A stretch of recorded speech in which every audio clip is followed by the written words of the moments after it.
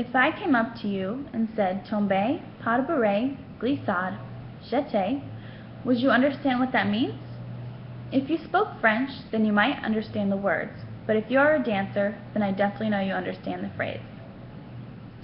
Dance is something that I have been passionate about for years, and something that I started when I was only 3 years old.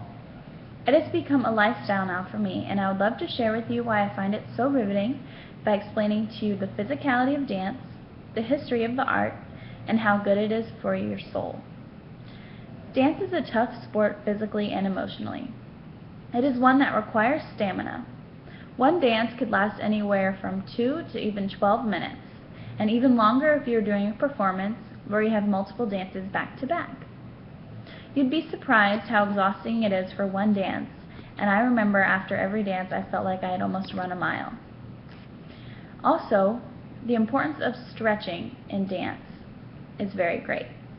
You must warm up for at least 20 to 30 minutes before starting a dance class, and especially before doing a performance. Of course, sometimes when we didn't have time, we would cut it short, but it was also a danger to do. I haven't danced in about 6 months, and I can already tell that my body is changing and losing some flexibility. You'd be surprised how much you can lose so quickly. Also, dance causes for some injuries from time to time, which is very unfortunate. A daily injury can occur, such as Marley burns, which is where your foot scrapes across the marley when you dance. The marley is the piece of black tar that you dance on. Muscle aches and bruises, and especially if you are a ballet dancer and you use pointe shoes, it's the one where you go all the way up on your toe. A lot of our toes bleed and get blisters and crack and stuff like that, but it's all worth it in the end. But just as you can see, performing a dance is not just a walk in the park like a lot of people think. Dance originated from many countries and has since been a blend of various styles throughout history. And there are 4 main types that I would like to tell you about. Ballet dancing started during the Italian Renaissance in the 15th century and later became a performance art in France and Italy.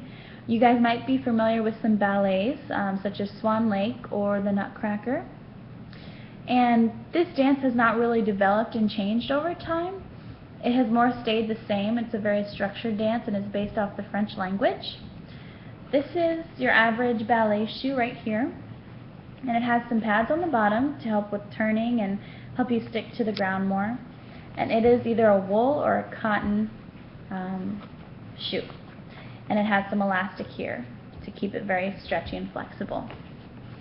The next style of dance is modern dance, and it began in the turn of the 20th century when dancer Isadora Duncan looked away from the classical style of ballet and started developing her own, which was a more free range of movement.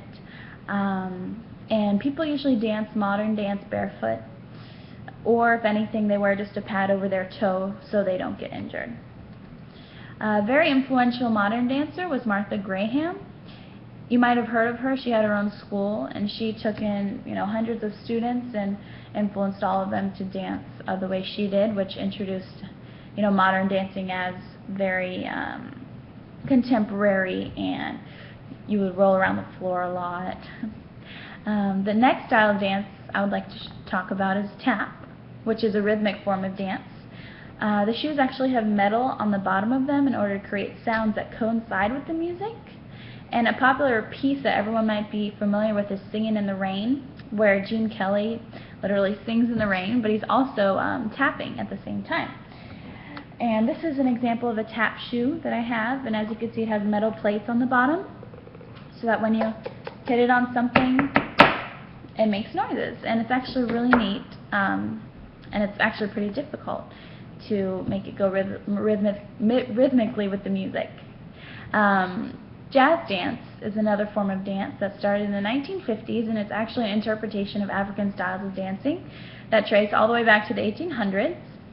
This is a typical jazz shoe. It's just a leather jazz shoe. This is a tan one. A lot of jazz shoes are black, but this is one of my old ones, and it has leather pads on the bottom to help with turning and sticking because it's a very fast-paced form of dance. Bob Fosse was very influential in jazz. If you ever heard the term jazz hands, they came from him. And he had very hunched over style. And if you would ever like to see an example of the typical jazz style, the movie Cabaret is a great movie to watch, and Bob Fosse actually directed that movie and won an Academy Award. My last point is that dance is for everyone, and it is the most fun when you're using it to express yourself or to evoke emotion from the audience. When you dance, you're supposed to interpret your own emotions and try to influence the audience. It's great for expressing inner turmoils or even inner serenities. And since it's also a very physical form, it's a great outlet to let off some steam or to even rejoice in a moment. And sometimes it is even the most fun when you're alone, so you can literally dance like no one is watching, because nobody is watching. To conclude, everybody should take a glimpse into the dance world and discover this unique form of art and realize all that it has to offer. You might even be surprised and find something that sparks your interest, whether it is in the physicality of the dance, the history of the art, or the emotion that you create while doing it.